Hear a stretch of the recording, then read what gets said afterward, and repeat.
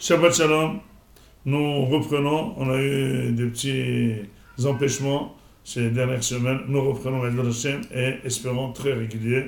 Nous sommes Parashat Vayishlach et nous allons exprimer un enseignement de Yaakov Avinu. Tout d'abord, Yaakov Avinu, il a eu une promesse d'Akadosh Baruch Hu et un ordre de retourner de la maison de Lavan et revenir chez son père. Il prend ses 12 enfants, il prend ses 4 femmes et il se met en route. Mais là, en pleine route, c'est lui-même qui envoie des envoyés spéciaux à Esav pour tester, après 34 ans, de 36 ans de séparation, puisqu'il est resté dans la maison de Lavan pendant 22 ans, à la Yeshiva 14 ans, donc ça fait 36 ans qu'ils se sont séparés.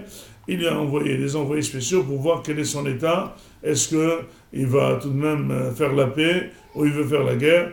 Et il entend que non seulement il veut faire la guerre, mais il est déjà préparé, il a 400 guerriers avec lui et il vient à son encontre.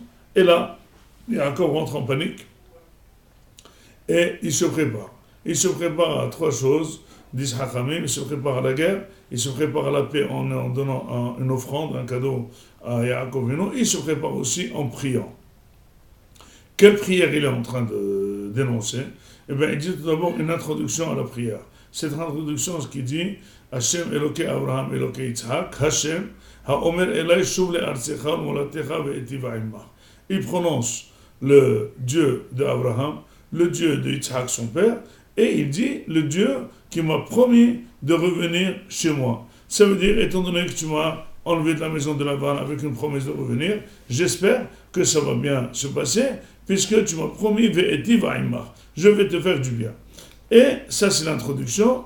Il fait une deuxième introduction. Katanti mikola hasadim mikola emet. Je ne mérite pas tout ce que tu m'as fait, puisque je suis parti avec un bâton sans rien, et je reviens très friqué, avec des enfants, avec des femmes, avec beaucoup d'argent. Je n'avais pas un centime quand je suis parti. Eh bien, j'ai de quoi remercier Akadosh Baruch Hu. Maintenant, Hatzil enena miyad ahim ad Esav. Donc, la vraie prière, c'est sauve-moi de Esav. Ça, c'est la vraie prière.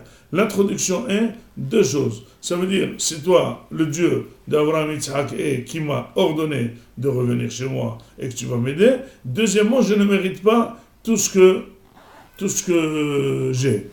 Maintenant, quand on va vérifier dans le langage réellement que lui a dit Akadosh Baruch Hu, dans Parashat Vayetze, il lui dit Shuv el eretz molatecha ve'imach. Reviens dans ta maison, dans ta ville de naissance, dans ta ville natale, et je vais être avec toi. Mais le mot etiva ne figure pas là-bas. Pourquoi? Alors nous avons expliqué Be'ezrat Hashem que Akadosh Baruch Hu a promis, c'est vrai, à Abraham Avinu, à Yaakov Avinu, qui va être avec lui, qui va l'aider. Mais c'est quoi le mot etiva imach? C'est quoi Tova?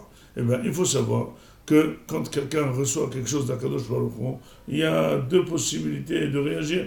Il y a celui qui reçoit comme s'il mérite, et celui qui reçoit comme s'il ne mérite pas. Imaginez-vous, Ben Vassal Vadam, quelqu'un qui réclame son salaire au patron et qui lui parle très poliment. C'est vrai qu'il reçoit un salaire, mais c'est vrai qu'il pense qu'il le mérite. Mais quelqu'un qui va demander de l'aumône et il reçoit un gros somme, eh ben, il pleure à la personne, il dit je ne mérite pas, il essaye de l'amadouer et il reçoit cette somme. Il est super content. Quand quelqu'un prie à Akadosh Baruch Hu, nous tous on prie à Akadosh Baruch Hu, mais finalement, ou on ne prie pas de tout cœur, mais même si on prie de tout cœur, nous pensons que puisque je prie de tout cœur, eh ben je mérite la Yeshua. Non, mais c'est faux. Il faut prier et demander ce que tu ne mérites pas. En quoi c'est important? Parce que quand quelqu'un demande à l'autre quelque chose qu'il ne mérite pas, il s'oblige à changer son comportement pour faire compenser la tova qu'il a reçue qu'il ne mérite pas. Mais s'il pense parce que j'ai très bien prié, j'ai très bien fait Teilim, j'ai donné la tzedaka, et bien je mérite la Yeshua, et bien peut-être qu'Akadosh Baruch Hu ne va pas lui donner. Yaakov Avinu, Akadosh Baruch Hu a dit je vais être avec toi. Mais lui il est en train de prier, il dit tu m'as dit que tu vas me faire une tova, je ne mérite pas. Et pourquoi la personne ne mériterait pas? Eh bien tout simplement ça dépend comment la personne mesure déjà les tovot passés d'Akadosh Baruch Hu. Quand on est comme Yaakov Avinu, il a mondri ses mérites, il a grandi les hasadim d'Akadosh Baruch Hu. Il dit finalement, j'étais vide, j'avais rien, et maintenant j'ai de l'argent, j'ai des femmes, j'ai des enfants, j'ai tout est grâce à toi. Ça c'est la personne qui pense qu'il ne mérite pas. Donc j'ai déjà reçu énormément de Tova, et je demande, bien que tu m'as fait énormément, je redemande. Avec ça, tu peux demander, parce qu'Akadosh Baruch Hu, il voit au moins que tu apprécies ce qu'il fait, et tu ne penses pas que tu mérites. Et donc, si la personne réclame comme ça, c'est très bien. Mais imaginez-vous quelqu'un qui est tombé malade, et il dit, mais moi j'ai toujours été en bonne santé, je ne comprends pas pourquoi je suis malade. Akadosh, je t'en prie, remets-moi dans ma situation, où le cœur battait comme il faut, où la tension était comme il faut. Mais non, il faut savoir remercier.